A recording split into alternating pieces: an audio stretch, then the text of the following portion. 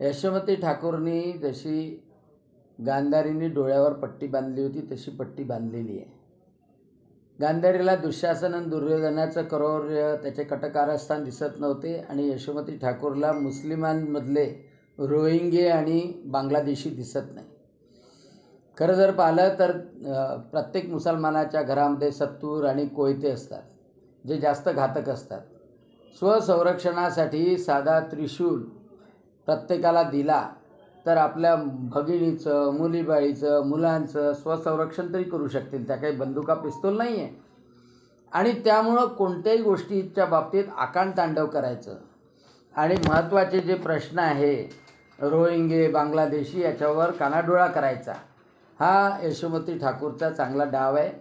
अमरावतीमध्ये रोहिंगे, बांगलादेशी सापडायला लागले. त्यांना कोणी जन्म प्रमाणपत्र मिळवून देण्यासाठी कोणत्या नेत्यांनी शिफारस केली, कोणत्या नेत्यांनी दडपण आणलं हेही पण बाहेर यायला लागलं आहे. आणि त्यासोबतच कोण लोक त्यांना रोजगारासाठी, राहण्यासाठी घरं भाड्यानं देतात, रोजगारासाठी व्यवसाय उपलब्ध करून देतात, ते सुद्धा बाहेर येते.